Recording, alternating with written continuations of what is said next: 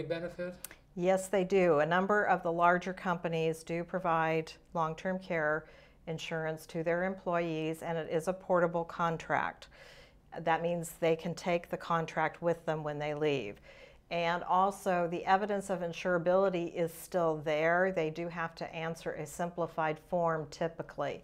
They're not going through the full underwriting because of the large group that is possibly going to purchase the insurance at one time. Mm-hmm. One of the big companies, though, that was very active in employee benefits for the long-term care was Metropolitan Life, and they have just recently pulled out of the long-term care business, which again is a reminder that this is still a very new product, and the claims history is only got about a 20-25 year track record to it at this point in time, and it's difficult for the insurance companies to know how to price the contract.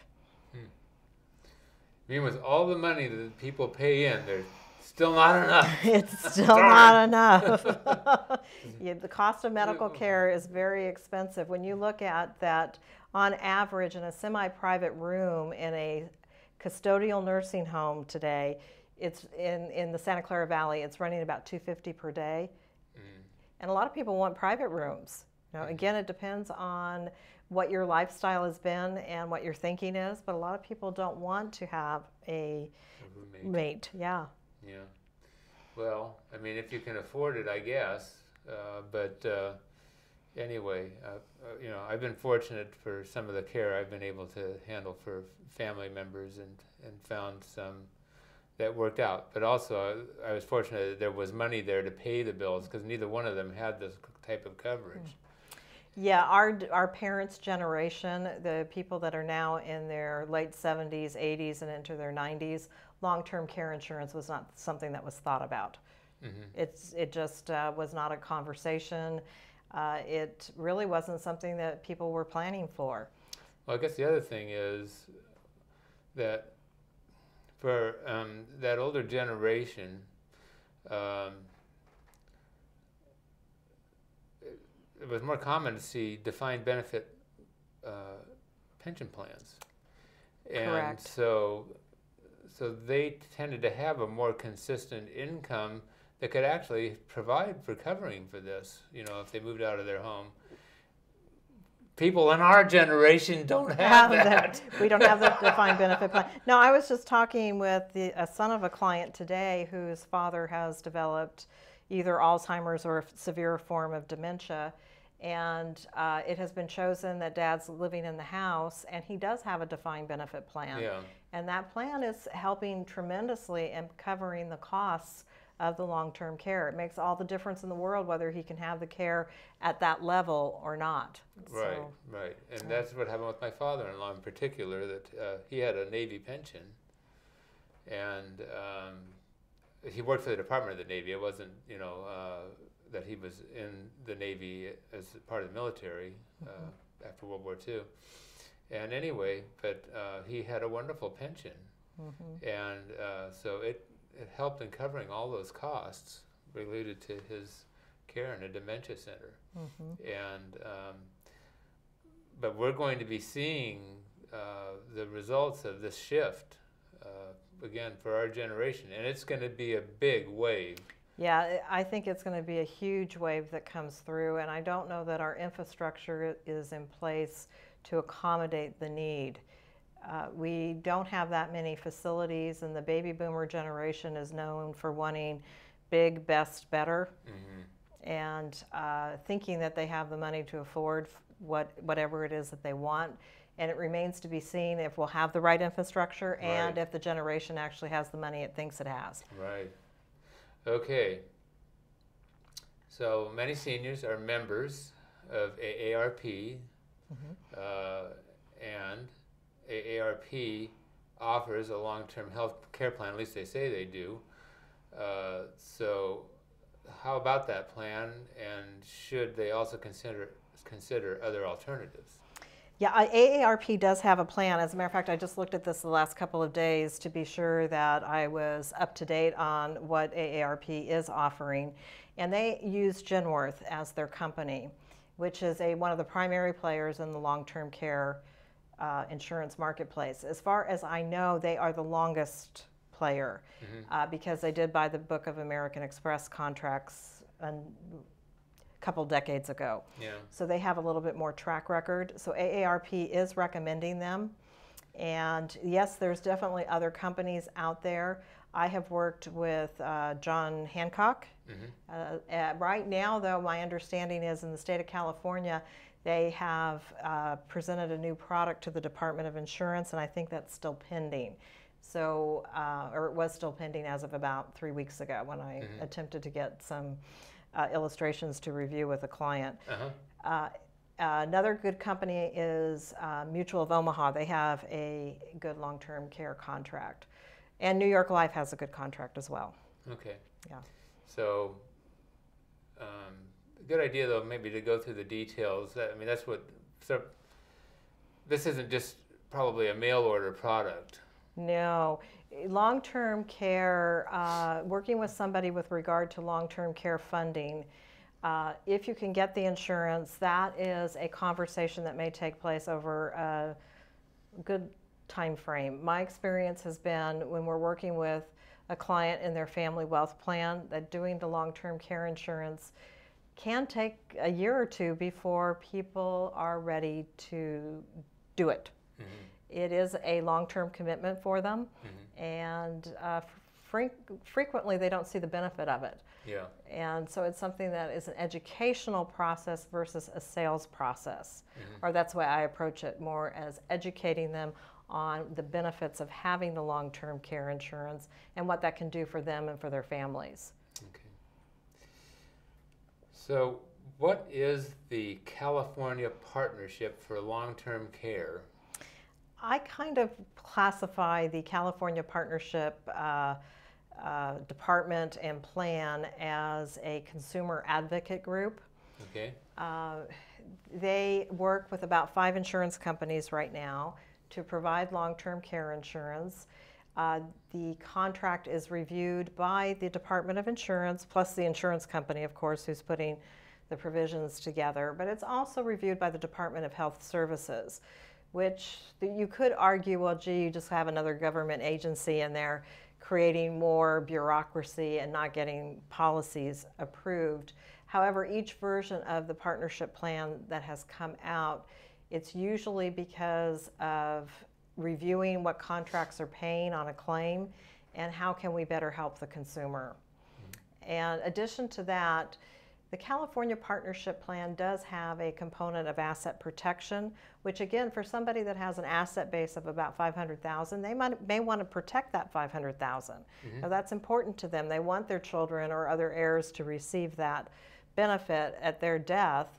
And the California Partnership Plan, dollar for dollar, what is paid out in long-term care is protected from Medi-Cal retrieval. Not Medicare, but Medi-Cal. So you don't have to spend that down. Your policy will pay that for you and you get the benefit of retaining that asset. Additionally, they also have great care coordinators. These care coordinators are not hired by the insurance company. They're independent providers. You do not want to buy a long-term care policy that the insurance company is hiring and paying for the care coordinator and telling the care coordinator how to develop the plan of action. It's better to have an independent third-party advisor come in and say, this is what you need. You need home care. No, your condition is severe enough that you need to be in a facility, whatever the case may be. Okay. What should you do if you can't qualify for long-term health care insurance? This is probably one of the most difficult questions because setting aside a fund of money that could potentially pay for long-term care is not an easy task. You may not be able to do that. Again, especially if you're working with somebody that has just what I would call a moderate net worth, they may end up having to spend that down. What I highly recommend, though, if you qualify or you don't qualify for long-term care insurance, but in particular if you don't, is to have a network of people around you. Some people are fortunate that they have family members that want to do this and help them make choices, help them even take care of the person. But more importantly, is somebody there to make the phone calls to help you find the right care and to help you qualify for government programs if you're eligible for that. Because that becomes a very daunting task when you're not feeling well, and it's impossible if you have cognitive impairment. You can't do it. Right. So setting aside or getting a group of people together that care about you and that want to help you is probably one of the best resources you're going to have. In all the readings I've done, the best long-term care givers are having a daughter or primarily daughters that live right near you, or female relatives, because traditionally the daughter or the female relative has been the one to help do the care. It's that old vision of nursing, right? So, but other than that, it's really hard to come up with solutions to how do you fund for long-term care. Right. So, well, there are lawyers whose practices focus on qualifying for Medicaid and Correct. Medi-Cal, I guess. Right. We have Medi-Cal, yes. Right. So that's like the federal program, I guess, is Medicaid, and then the state is Medi-Cal. Correct. California is one of the few states that has not totally adopted the Medicaid program. They came up with their own program, Medi-Cal. Right. Yeah. And anyway, so these attorneys that are sort of elder care specialists, they can be very helpful in helping families to work through some of the details, because we talked about, should you keep assets or not? Correct. Things like that. That is definitely an option for the right client. If it's in a spouse situation, there needs to be consideration taken to the spouse's needs. Right. Single person, definitely it could be taken into consideration, but I know that elder law attorneys do have to be careful in how they go about that planning. Yes. It can't just be to say, gee, I don't want to pay for my medical expenses. Right. So I've had some interviews with some of these people before. You might look at some of the past episodes online at financialinsiderweekly.com. And anyway, just find a good elder law attorney. In any case in this process, they're a great resource. So Peggy, we just have a few minutes left. Maybe you have a few thoughts, or maybe even sharing a little bit of your experience with your family and so forth. Yeah, actually, we did do some elder care planning with my father, and we followed all of the California guidelines for the elder care planning. We worked with a qualified attorney to be sure that we were handling things properly. And what my father did, who had a very modest asset base, but the idea was, as my sister and I were going to be able to help him and protect him so that he could have the best lifestyle and also the best health care until his assets are gone. And that has worked out very effectively for us, and we have also satisfied the look-back period. California, I believe, now has adopted the 36-month look-back. It was at 31 months, and I believe they've now adopted the 36 months. But what we did is my dad transferred assets to us, to my sister and to myself, and then after a reasonable length of time, we set up a trust. We did not want to set up a trust at the beginning because there is a 60-month look back when a trust is set up from the start. So we were wanting to, when you're dealing with somebody who's in their mid-80s, you are thinking, what's my time frame here? How long do I have? And we wanted to reduce the time frame as much as possible on that. So it can be a very effective tool. Just encourage that when individuals want to do that they go through the right channels so that it doesn't come back and have a nasty government battle. Okay. So we've got about a minute. So do you have maybe a final thought that you want to throw out? Or? I think long-term care is a multi-generational planning issue. And when parents can include their children in that process, I think that's a great way to go. Okay. Peggy, thanks again for joining me today. You're welcome. It's such a pleasure having you here on the show. And folks, this is actually, again, a very important topic that we're talking about today. We're talking about long-term care for senior family members, and many of us are now in the process of caring for senior parents as baby boomers. Darn. So we've got the wave the people that are doing that. So, be aware, get some good help. We have insurance people like Peggy that can help you, and again, legal help. So with that, hope you can join us again next time on Financial Insider Weekly.